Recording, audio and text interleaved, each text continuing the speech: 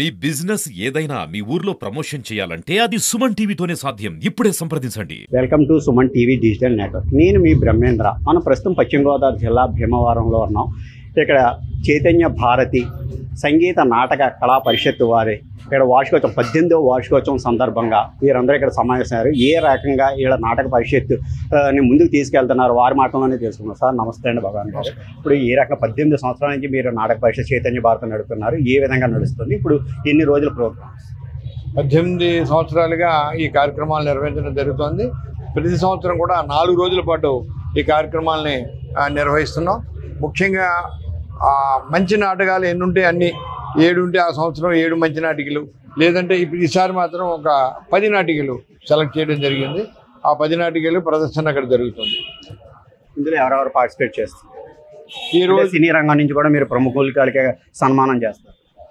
ఇంతకుముందు దర్శక కళా తపస్వి విశ్వనాథ్ గారిని, అలాగే గాన గంధర్వులు ఎస్వి బాలసుబ్రహ్మణ్యం గారిని, సినీ రచయిత గేయ రచయిత సిరివెన్నెల సీతారామ శాస్త్రి గారిని, మ్యూజిక్ డైరెక్టర్ కోటి గారిని, ఇట్లా చాలామందిని సన్మానించడం జరిగింది. ఈసారి సినీ నటులు రావు రమేష్ గారు, అలాగే రామదాసు, అన్నమయ్య సినిమాలకు పాటలు మాటలు రాసినటువంటి జేకే భారవి గారు కూడా ఈసారి ముఖ్య అతిథిగా విచ్చేస్తున్నారు. ఈ నూతన టెక్నాలజీ, ఇప్పుడు ఉన్న టెక్నాలజీ కూడా చాలా అందరూ కూడా సెల్ ఫోన్లకు అతుక్కుపోతున్నారు, ఎడిక్ట్ అయిపోతున్నారు. కానీ ఇప్పుడు నాటక రంగం మీరు చేస్తున్న ప్రయత్నానికి ఏ విధంగా ముందుకు సాగుతుందంటారు? దీనికి ప్రభుత్వం నుంచి కూడా మీకు ఏమైనా సహకారం లభిస్తుందా? ప్రభుత్వ సహకారం అయితే పూజ్యం, ఏమీ లేదని చెప్పాలి. అంతా మేము మా కమిటీ మెంబర్లు కానీ కొంతమంది స్థానికులైనటువంటి వారు ఇచ్చేటటువంటి ప్రోత్సాహంతో, ఆర్థికమైనటువంటి ప్రోత్సాహంతో మాత్రమే ఈ కార్యక్రమాలను నిర్వహిస్తున్నాం.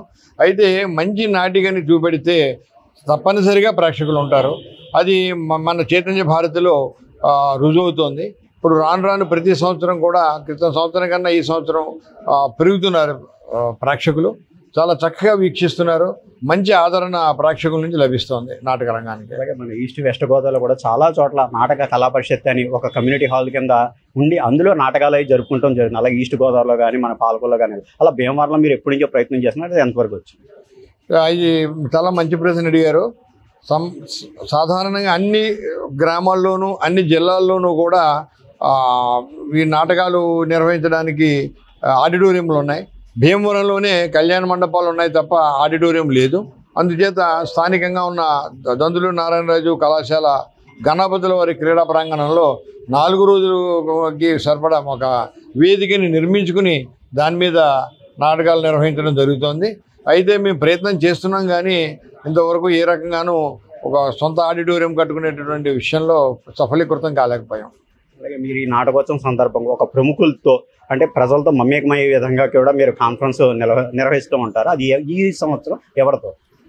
ప్రముఖులైన వాళ్ళ దగ్గర అంటే సహజంగా చాలామంది ఇప్పుడు ఎస్వి బాలసుబ్రహ్మణ్యం గారు ఉన్నారు. వారిలో మరి ఆయన ఎంత చక్కటి గాయకుడో అంత మాటగారి, అంటే మాటలు కూడా తీయగా ఉంటాయి. అంచేత అలాంటి వాళ్ళు వచ్చినప్పుడు వారితోటి ముఖాముఖి కార్యక్రమం ప్రజలతో నిర్వహిస్తున్నాం.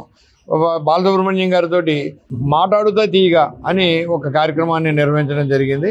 వారు పాటే కాదు మాట కూడా తీయగా ఉంటుంది. అలాగే సిరివెన్నెల సీతారామ శాస్త్రి గారు వచ్చినప్పుడు కూడా వారితోటి ప్రజలకు ముఖాముఖి కార్యక్రమాన్ని ఏర్పాటు చేయడం జరిగింది. దానికి పగటిపూట సిరివెన్నెల అన్న శీర్షికని టైటిల్ని ఇచ్చాం.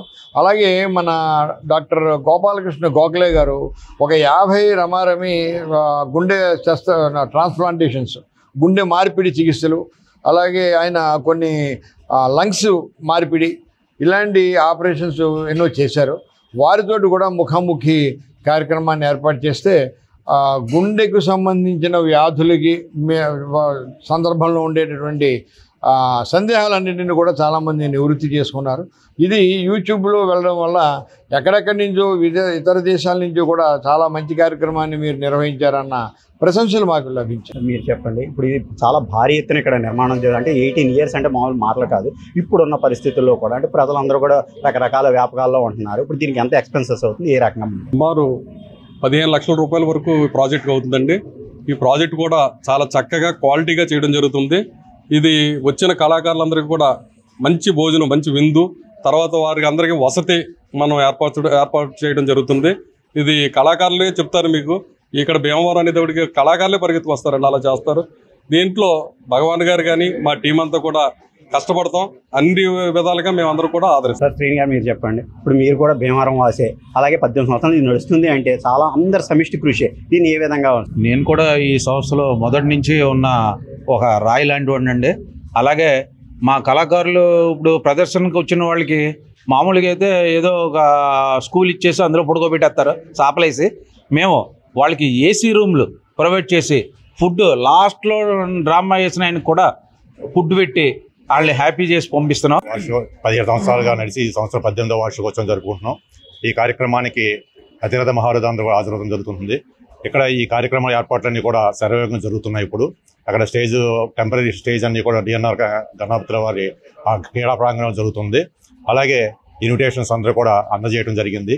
ఇక నాటకం వేయటానికి మేము వేస్తామని నంది నాటకోత్సవంలో మంచి నాటకాల్లో కొన్ని నాటకాలు సెలెక్ట్ చేస్తారు. నాటకాలు ఇందులో ఈ స్టేజ్ మీద మావుళ్ళం గుడిలో ఎలాగా నాటకం వేస్తే ఎంత పేరు వస్తుందో, ఎంత గౌరవం వస్తుందో, అలాగా భీమవరంలో చైతన్య భారతి మీద నాటకం వేస్తే వాళ్ళకి అంత గుడ్ విల్ వస్తుంది. అంచేత కళాకారులందరూ భీమవరంలో ఎప్పుడు నాటక కళా పరిషత్ అని అడుగుతారు. అలాగే ప్రేక్షకులు కూడా భీమవరాన్ని మీ నాటకాలు ఎప్పుడు మొదలెడతారు అంటారు.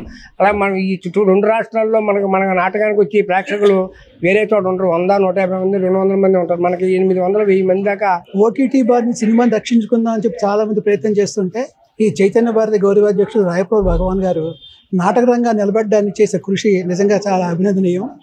ప్రజలు సినిమాకి వచ్చిన, నాటకానికి వచ్చిన సెల్ ఫోన్లు తీసేస్తున్నారు. ఆ సెల్ ఫోన్లు తీయకుండా నాటకాలు ఎంపిక చేసి ఆద్యంతం నాటకాన్ని తిలకించే విధంగా నాటకాలు నిర్వహించి ప్రోత్సహించడం అనేది ఈ సంస్థ యొక్క గొప్పదనం.